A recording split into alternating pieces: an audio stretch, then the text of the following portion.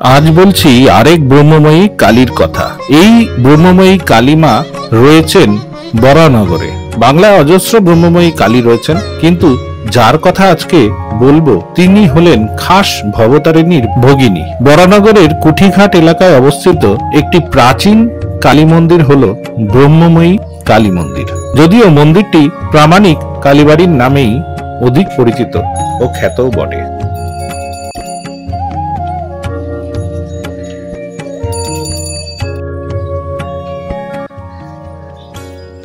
বাংলার 1259 বঙ্গাব্দে অর্থাৎ 1853 সালে মাঘী পূর্ণিমা এই মন্দির প্রতিষ্ঠিত হয়। দে প্রামাণিক পরিবারের দুই সদস্য দুর্গাপ্রসাদ দে প্রামাণিক ও রামগোপাল দে প্রামাণিক মন্দির প্রতিষ্ঠা করেন। সম্পর্কে তারা ছিলেন কাকা ও ভাইপো। দে প্রামাণিকদের বাড়ি মানে আদি বাড়ি ছিল বর্ধমানের পুলিনপুর গ্রামে। সেই পরিবারের কুলপুরোহিত ছিলেন বড়ালরা। তারাই এখন অব্দি 5 পুরুষের ওপর এই ব্রহ্মময়ী মায়ের পুজো করে আসছেন।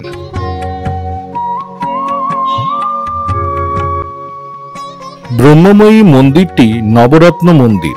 আদপে এই সময় বাংলায় নবরত্ন স্থাপত্য রীতির অজস্র মন্দির তৈরি হয়েছিল। দক্ষিণেশ্বরও কিন্তু নবরত্ন মন্দির। ব্রহ্মময়ী মন্দির উঁচু ভিত্তিবেদির ওপর স্থাপিত। মন্দিরটি দক্ষিণমুখী। মন্দিরের সামনে লোহার ফটক। এই ফটক পেরিয়ে ঢুকলে দুপাশে দুটি ছোট শিবের মন্দির রয়েছে। আরো একটু এগোলে চোখে পড়বে দুপাশে আরো দুটি বড় শিব মন্দির রয়েছে। শিব মন্দিরগুলি বাংলার আটচালা স্থাপত্য শৈলীর নির্মিত।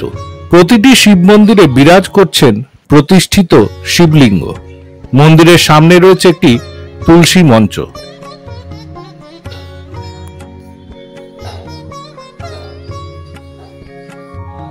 দে প্রামাণিকরা আসলে ব্যবসায়ী পরিবার ছিলেন।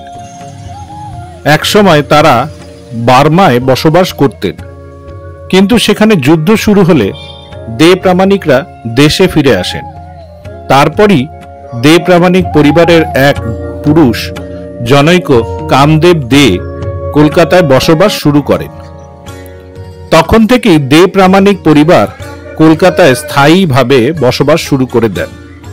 আর এই কামদেব দের বংশধরই হলেন রামগোপাল দে ও দুর্গাপ্রসাদ দে, অর্থাৎ যারা কিনা ব্রহ্মময়ী মন্দির প্রতিষ্ঠা করেছিলেন।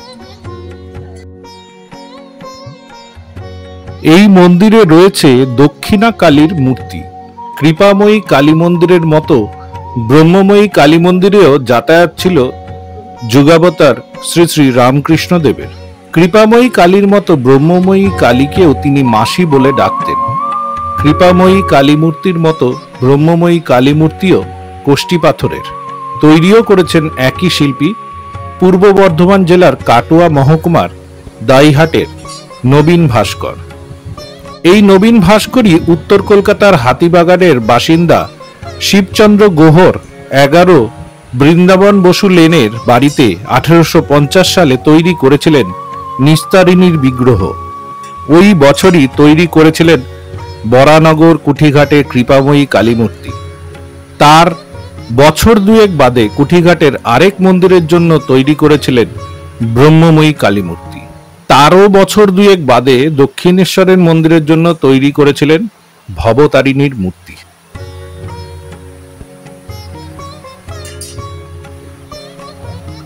ব্রহ্মময়ী মায়ের মূর্তিটি অপূর্ব সুন্দর দেখতে। এই মূর্তিটি কোষ্টি পাথরের এবং এই মূর্তির সঙ্গে দক্ষিণেশ্বরের ভবতারিণী মূর্তির সাযুজ্য যথেষ্ট লক্ষণীয়। এই মূর্তির সঙ্গে পরিষ্কারভাবে বোঝা যায় যে একটি যোগসূত্র রয়েছে ভবতারিণী মূর্তির।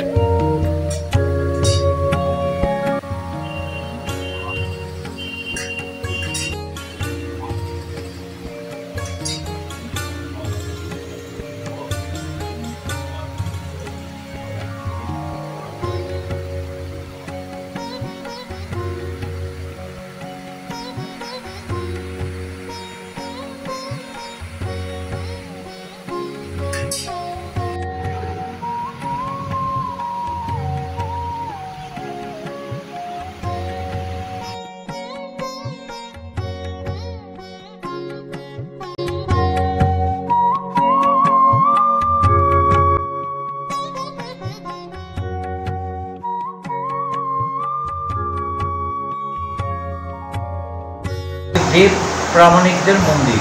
দেব প্রামাণিকদের মন্দির 1259 বঙ্গাব্দে এবং ইংরাজি 1853 22শে ফেব্রুয়ারি বুধবার মাঘী পূর্ণিমার দিন এই মন্দির প্রতিষ্ঠা হয়েছিল। আচ্ছা। এই মন্দির প্রতিষ্ঠা করেছিলেন ঈশ্বর রামগোপাল দে, ঈশ্বর দুর্গাপ্রসাদ দে। এরাই হচ্ছে প্রতিষ্ঠা মন্দিরকে। আর মূর্তি যিনি করেছিলেন, একই পাথর থেকে 3টে মূর্তি হয়েছিল। বর্ধমান দাঁইহাটায় জেলায় নবীন ভাস্কর 3টে মূর্তি প্রস্তুত করেন একই পাথর থেকে। এবং প্রথম মূর্তি যখন হয়েছিল তিনি আরও ছোট হয়ে গেলেন মায়ের থেকে। সেই মূর্তি স্থাপন হয় হাতিবাগানের গুহদের কালীবাড়িতে। আচ্ছা। শিবচরণ গুহ তিনি প্রতিষ্ঠা করেছিলেন। আচ্ছা। দ্বিতীয় মূর্তি যখন করেছিলেন তার থেকে একটু বড় হয়েছিল এবং রানী রাসমণি এই মূর্তি অপছন্দ হয়েছিলেন এবং দক্ষিণেশ্বরে এই মূর্তি বাষ্পবন্দী হয়ে পড়েছিল। এবং সেখানে মা এখানে দুর্গাপ্রসাদ দে এবং রামগোপাল দেকে স্বপ্ন দিয়ে আদেশ করেন যে তোরা দক্ষিণেশ্বর থেকে নিয়েছে আমাকে প্রতিষ্ঠা কর।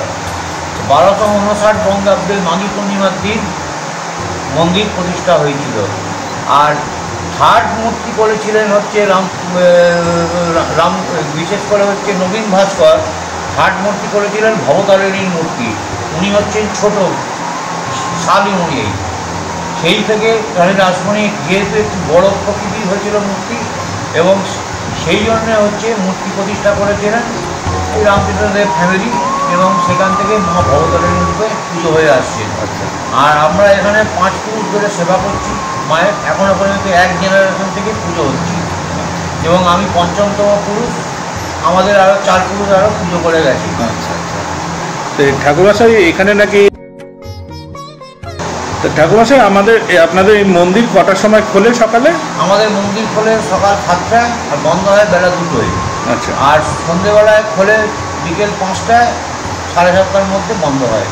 সেখানে বিশেষ পুজো হয় কালী পুজো, তারপরে মাঘী পূর্ণিমার প্রতিষ্ঠা দিবস পুজো, হরারানীর কালী পুজো, দীপান্বিতার কালী পুজো, তারপরে হচ্ছে আপনার হচ্ছে রটন্তী কালী পুজো এবং জগদ্ধাত্রী পুজো। মাকেই জগদ্ধাত্রী রূপে পুজো করা হয়। আচ্ছা। আর অন্নকূট কি এখানে হয়? এখানে বিশেষ করে মাঘী পূর্ণিমার দিনকে যে পুজো হয় তার পরের দিনকে মায়ের প্রসাদ খাওয়ানো হয়। প্রায় 4000-এর মতো লোক প্রসাদ গ্রহণ করে। আচ্ছা আচ্ছা। আর এমনি অমাবস্যায় কি কোনো প্রসাদের ব্যবস্থা? অমাবস্যায় কোনো পুজো হয় না। এই বিশেষ অমাবস্যা, যেমন ধরুন কালী পুজো, ফলোয়ারিণী পুজো, এই অমাবস্যায় মায়ের পুজো হয়। আচ্ছা আচ্ছা। ঠাকুরমশাই এখানকার যোগাযোগের নাম্বার কিছু আছে যেখানে ভক্তরা ডাইরেক্ট যোগাযোগ করতে পারবে? যদি তারা কিছু দান করতে চান সে যোগাযোগ করে নিতে পারবে? 225 প্রামাণিক ঘাট রোড, শ্রী শ্রী ব্রহ্মময়ী কালীমাতা ট্রাস্ট।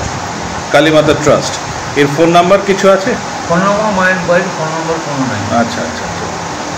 ঠিক আছে ঠাকুরমশাই, অসংখ্য ধন্যবাদ।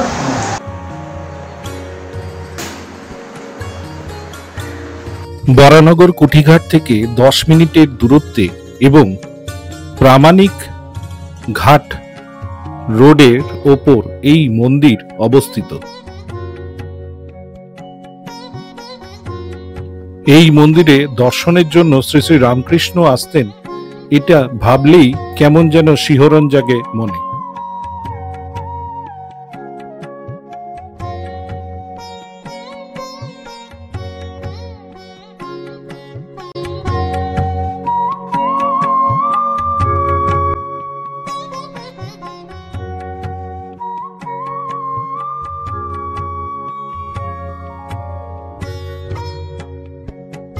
এই বহুল জনপ্রিয় এবং অত্যন্ত জাগ্রত কালী মন্দিরে আসতে গেলে আপনাদের আসতে হবে শিয়ালদা অথবা শ্যামবাজার থেকে বিটি রোডগামী বাসে সিথির মোড়ে। হাওড়া থেকেও আপনারা আসতে পারেন। সেখান থেকে কুঠিঘাটগামী অটোয় উঠতে হবে আপনাদের। কুঠিঘাটে নামার পরেই কাছেই ব্রহ্মময়ী কালীবাড়ি।